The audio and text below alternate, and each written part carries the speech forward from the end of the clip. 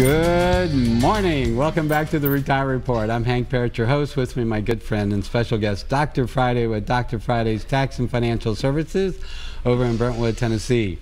She is the tax expert for small business owners and for individuals. And, you know, it's one of those areas, too. I want to give you another pitch, because I know Dr. Friday is an enrolled agent, which means she can represent you also with the IRS if you have tax problems. So if you're out there, don't, you know, it's one of those areas, don't hide. I mean, don't think you can hide. Well, and one of those things is a lot of times people come into my office and they'll say, you know, I have IRS, but I want to start preparing for retirement. I want to do this.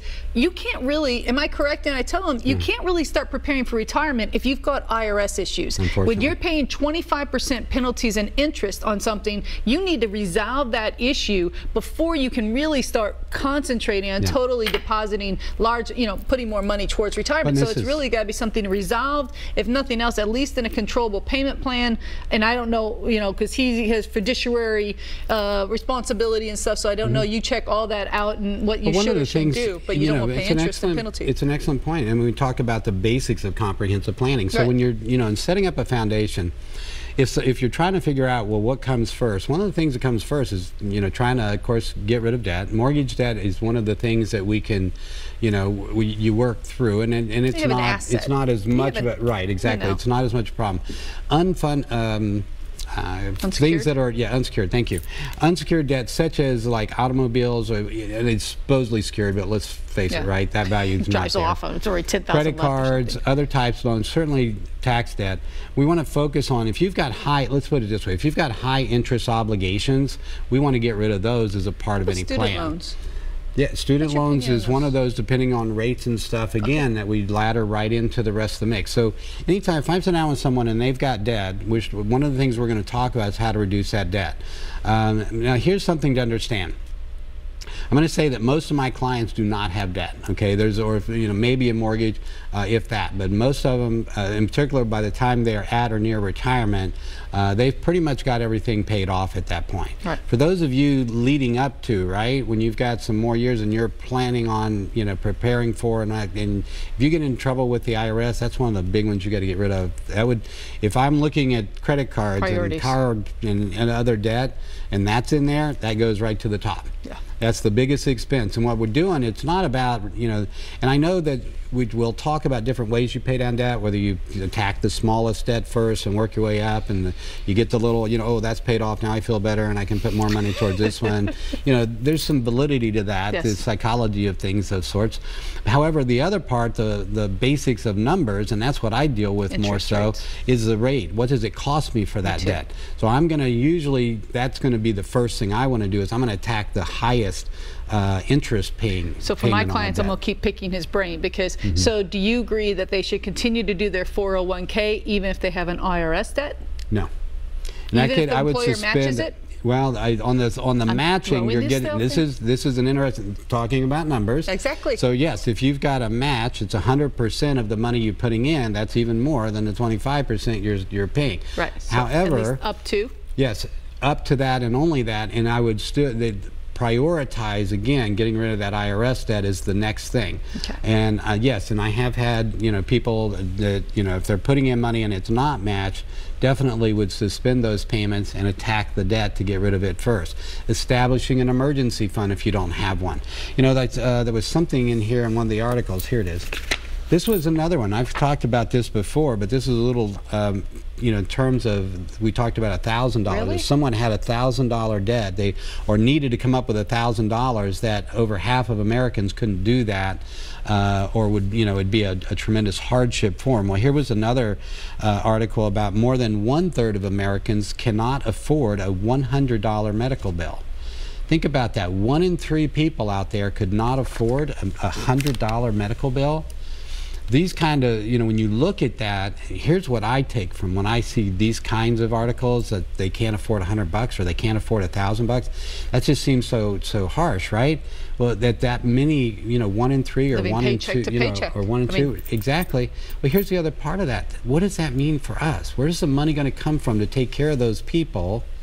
All right, because if someone can't afford a $100 medical bill, guess what? Medicare Well, even when you hit 65, you're going to have bills, right? You're going to have premiums that you're going to have to pay. You're going to have out-of-pocket costs, prescription costs.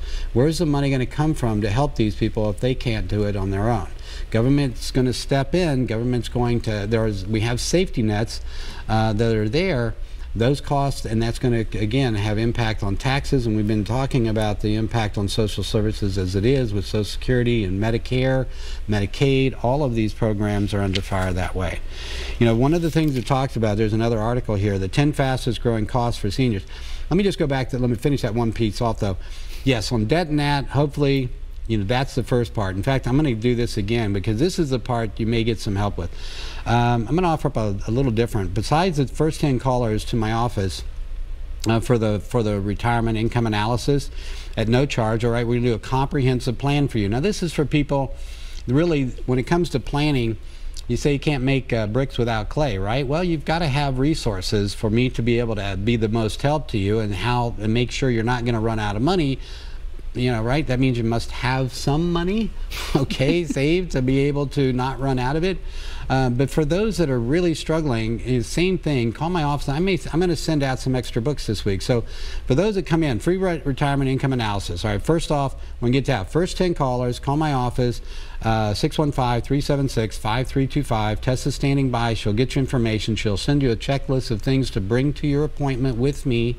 At that time, we're going to look at your current plan, what you have in your 401k, your retirement accounts, what you're going to have for pension, Social Security. We're going to look at all that, take a look at your financial future, help you determine to make sure that you can retire when you want to without running out of money. If you're already retired, how to help you protect, how to make the most, you know, understanding how investing works is one of those too.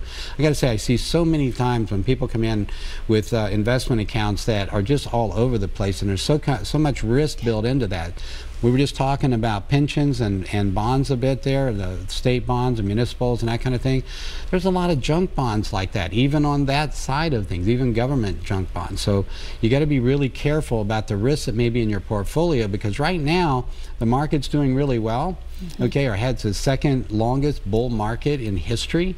So from that standpoint, everything seems like it's doing okay.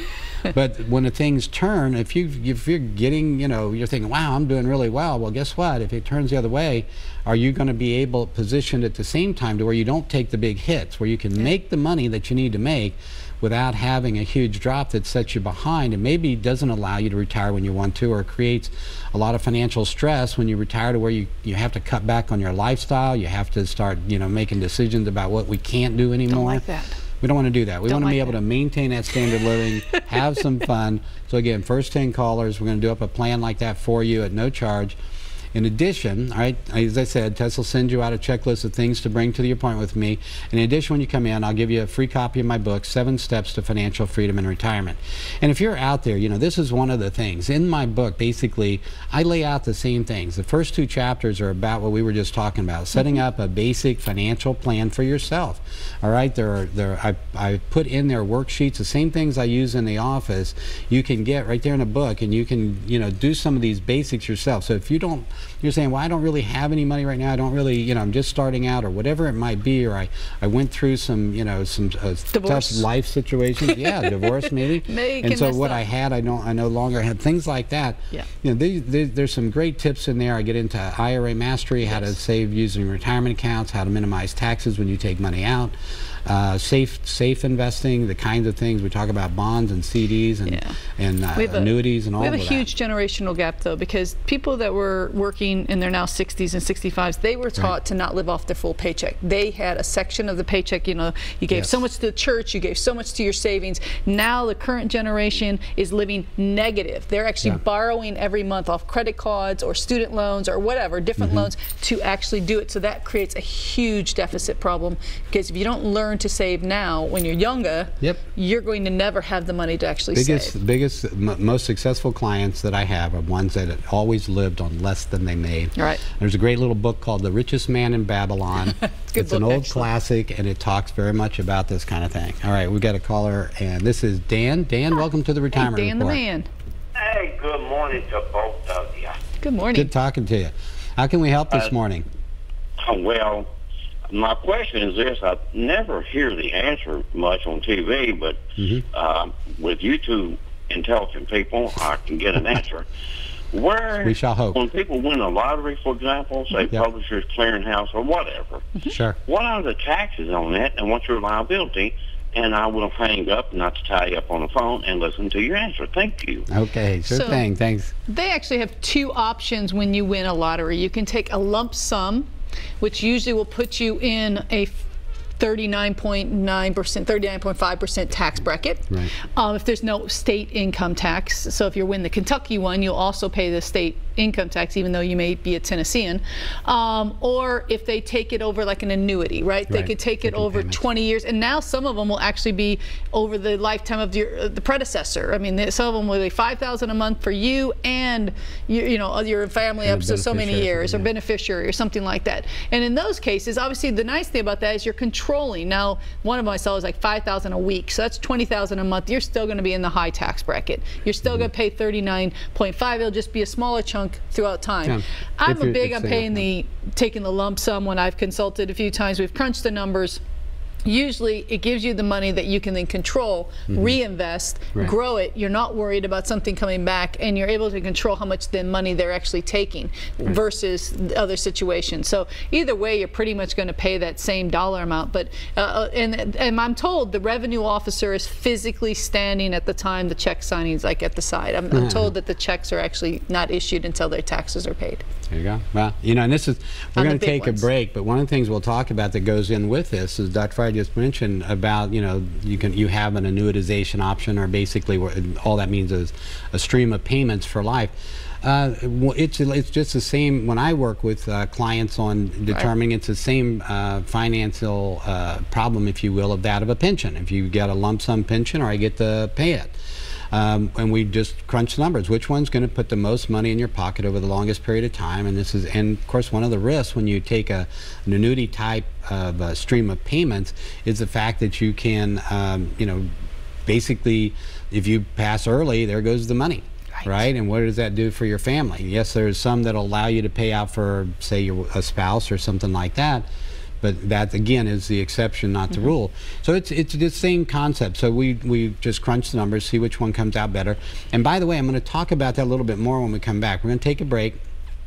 When we come back, I'm going to jump into a little bit about how we do those equations and some of the other trade-offs that go with that with regard to money in your pocket. And one of the biggest things I'm going to agree with Dr. Friday and give you an example is when we come back, is that about you're controlling the money more. Okay, and what that means to you over your lifetime, that can be a huge, big deal. Yes, indeedy, absolutely, right? Especially, so, yeah, win the Kentucky lottery and then Kentucky goes broke, and how does that affect those annuity payments? I wonder.